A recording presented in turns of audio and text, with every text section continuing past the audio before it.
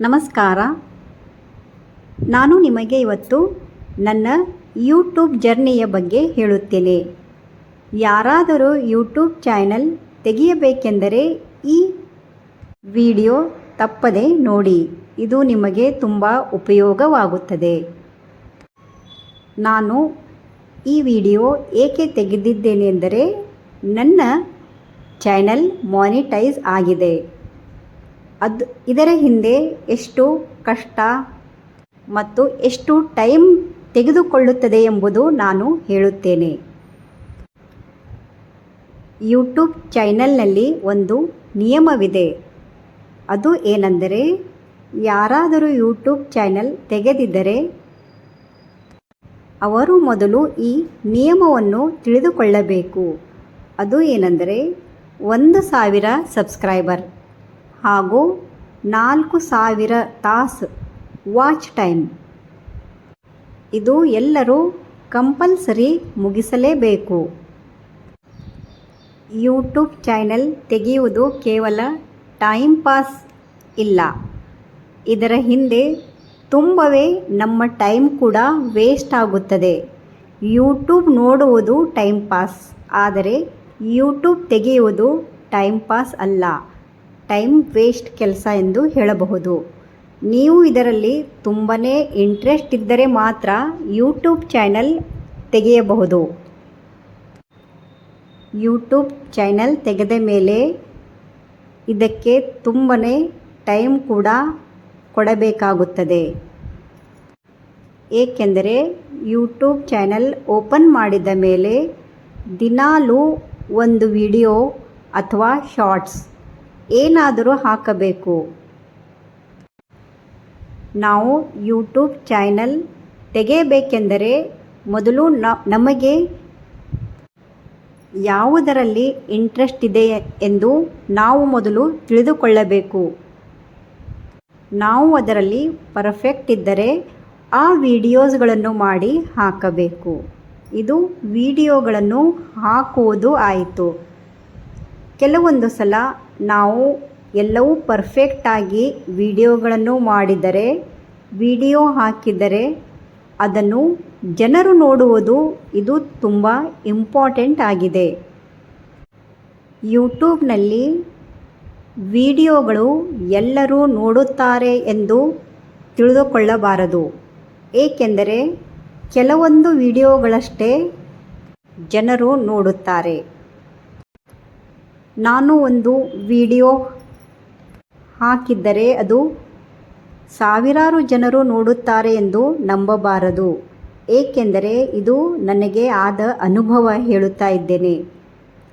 ಎಲ್ಲ ಯೂಟ್ಯೂಬ್ ಅವರು ಮೊದಲು ಹಾಕಿದ ವಿಡಿಯೋಗಳು ವ್ಯೂಸ್ ತುಂಬಾ ಕಡಿಮೆ ಬರುತ್ತದೆ. ನನಗೂ ಕೂಡ ವ್ಯೂಸ್ಗಳು ಸ್ಟಾರ್ಟಿಂಗ್ನಲ್ಲಿ ತುಂಬವೇ ಕಡಿಮೆ ಬರುತ್ತಿದ್ದವು. ನಾನು ಮೊದಲ ವಿಡಿಯೋ ಹಾಕಿದ್ದಾಗ ನನಗೆ 70ರಿಂದ ವ್ಯೂಸ್ ಪ್ರಾರಂಭವಾಗಿತ್ತು.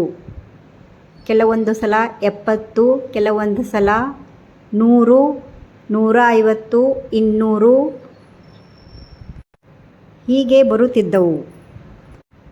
ನನ್ನ ವಿಡಿಯೋ ಧಾರ್ಮಿಕ ಇದಕ್ಕೆ ಸಂಬಂಧವಾಗಿದೆ. ಅಂದರೆ ನಾನು ಧಾರ್ಮಿಕ ಕಥೆಗಳನ್ನು ಹಾಕುತ್ತಿದ್ದೇನೆ.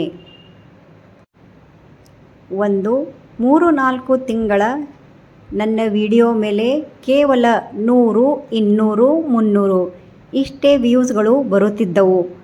ಯಾವಾಗಾದರೂ ಒಂದು ಸಲ 1000ಕ್ಕೆ ಹೋಗುತ್ತಿತ್ತು. ಇದರಿಂದ ನನಗೆ ತುಂಬ ಬೇಜಾರು ಕೂಡ ಆಗುತ್ತಿತ್ತು.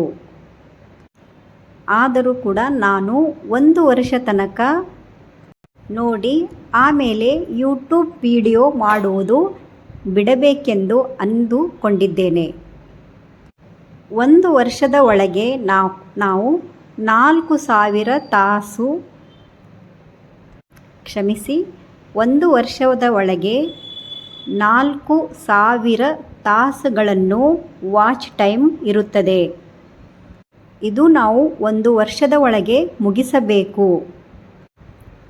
ಮುಗಿಸಿಲ್ಲ ಅಂದರೆ ಮತ್ತೆ ಮುಂದಿನ ವರ್ಷ ಅದೇ ಕೆಲಸ ಮತ್ತು ಅದೇ ವಿಡಿಯೋಗಳನ್ನು ಹಾಕಬೇಕು. 8 ತಿಂಗಳ ಆದ ಮೇಲೆ ನಾನು ನನ್ನ ವಾಚ್ ಟೈಮ್ ನೋಡಿದ್ದೆ. ಆವಾಗ ಕೇವಲ 2000 ತಾಸು ವಾಚ್ ಟೈಮ್ ಆಗಿತ್ತು. ನಾನು ಇನ್ನೇನು ಮುಗೀತು ಅಂದು ಸುಮ್ಮನೆ ಹಾಗೆ ವಿಡಿಯೋ ಹಾಕುತ್ತಿದ್ದೇನೆ. ಈ ಜುಲೈ ಬಂದಿದ್ದರೆ ನಾನು ಯೂಟ್ಯೂಬ್ ಸ್ಟಾರ್ಟ್ ಮಾಡಿ 1 ವರ್ಷ ಆಗುತ್ತಿತ್ತು. ಆದರೆ ಮೇನಲ್ಲಿ ನನ್ನ ಒಂದು ವಿಡಿಯೋ 20,000 ಜನರು ನೋಡಿದ್ದರು. ಆ ವಿಡಿಯೋ ಕೂಡ ನಿಮಗೆ ಇಲ್ಲಿ ಫೋಟೋದಲ್ಲಿ ತೋರಿಸುತ್ತೇನೆ. ಹಾಗೆ ಇನ್ನೂ ಸ್ವಲ್ಪ ದಿನ ಆದ ಮೇಲೆ ನಂದು ಇನ್ನೊಂದು ವಿಡಿಯೋ ಕೂಡ 25,000 ವ್ಯೂಸ್ಗಳು ಬಂದವು. ನನಗೆ ನಂಬುವುದಕ್ಕೆ ಆಗಿರಲಿಲ್ಲ. ನನಗೆ ಸ್ವಲ್ಪ ಆವಾಗ ಒಂದು ತರಹದ ಕಾನ್ಫಿಡೆನ್ಸ್ ಬಂತು. ಆದರೆ ನಡು ಎಲ್ಲ ಸೇಮ್ ಮತ್ತೆ 200, 150, 300 ಬೇರೆ ವಿಡಿಯೋಗಳು ಹೀಗೆ ನಡೆಯುತ್ತಿದ್ದವು. ಆದರೆ ದೊಡ್ಡ ವಿಡಿಯೋ ಅಂದರೆ ಒಂದು 20,000, ಇನ್ನೊಂದು 25,000, ಇನ್ನೊಂದು 9,000, ಆಮೇಲೆ ಇನ್ನೊಂದು ವಿಡಿಯೋ 2,500. ಹೀಗೆ ನಂದು ಮೇ ತಿಂಗಳಲ್ಲಿ ಎಲ್ಲ ವಿಡಿಯೋಗಳಿಗೆ ವ್ಯೂಸ್ಗಳು ಜಾಸ್ತಿ ಬಂದವು. ಇದರಿಂದ ನನ್ನ ವಾಚ್ ಟೈಮ್ ಒಮ್ಮಿಂದಲೇ ಹೆಚ್ಚಾಯಿತು. ಹಾಗೆ ನಾನು ನನ್ನ ವಿಡಿಯೋಗಳನ್ನು ಕಂಟಿನ್ಯೂ ಕೂಡ ಇಟ್ಟಿದ್ದೆ. ಎಷ್ಟಾದರೂ ವ್ಯೂಸ್ ಬರಲಿ ಎಂದು ನಾನು ದಿನಾಲೂ ಒಂದು ವಿಡಿಯೋ ಹಾಕುತ್ತಿದ್ದೇನೆ. ಆದರೆ 20, 25,000 ಹಾಗೂ 9,000 ಇಂತಹ ವ್ಯೂಸ್ ಬಂದಿದ್ದು ಮೊದಲನೇ ಸಾರಿ. ಇಲ್ಲದಿದ್ದರೆ ನನಗೆ ಕೇವಲ 1,000, 2,500. ಇದರಿಂದ ನನ್ನ ವಾಚ್ ಟೈಮ್ ಕಂಪ್ಲೀಟ್ ಆಯಿತು. ನನಗೆ ಮೊದಲು 3,000 ಆದ ಮೇಲೆ ಮೊದಲು 3,000 ಆದ ನಂತರ ಮಾನಿಟೈಸ್ ಆಗುತ್ತದೆ.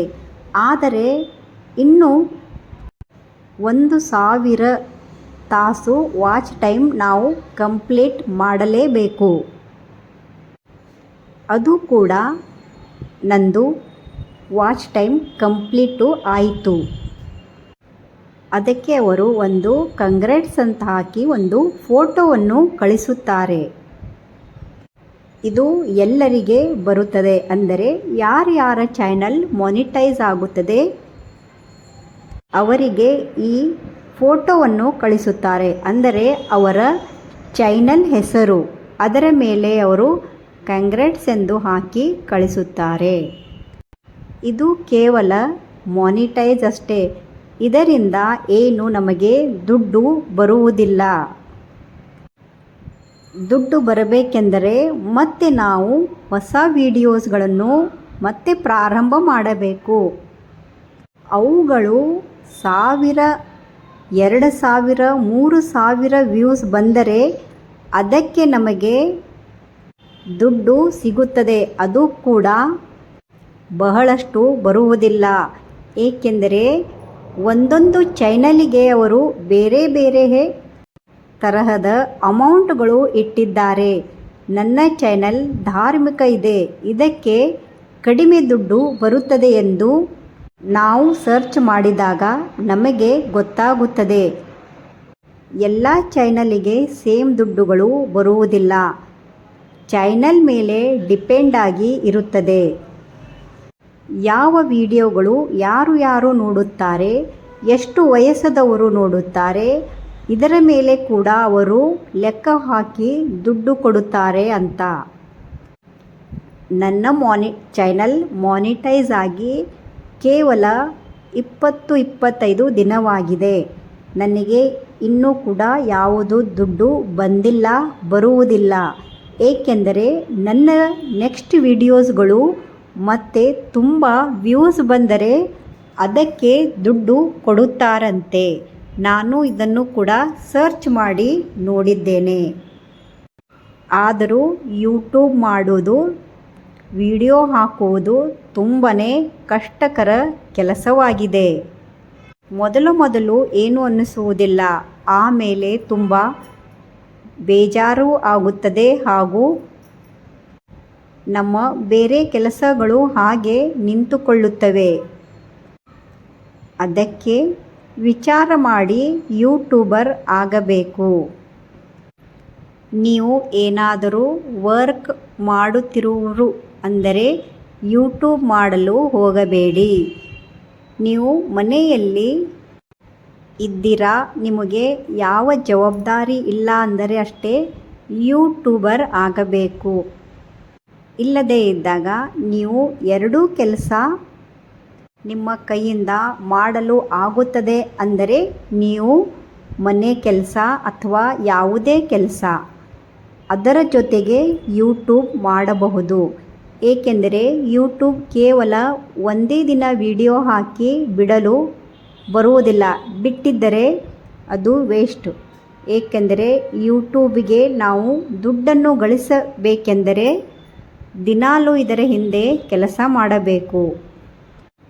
ಯೂಟ್ಯೂಬ್ದಿಂದ ನಾವು ದುಡ್ಡು ಗಳಿಸಬೇಕೆಂದರೆ ಇದಕ್ಕೂ ಕೂಡ ನಾವು ಟೈಮ್ ಕೊಡಬೇಕು. ಧನ್ಯವಾದ.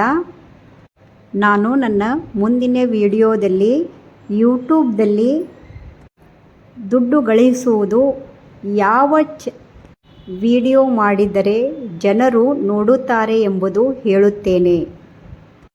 ಧನ್ಯವಾದ. ನಿಮಗೆ ನನ್ನ ವಿಡಿಯೋ ಇಷ್ಟವಾದಲ್ಲಿ ಲೈಕ್, ಶೇರ್, ಸಬ್ಸ್ಕ್ರೈಬ್ ಮಾಡಿ.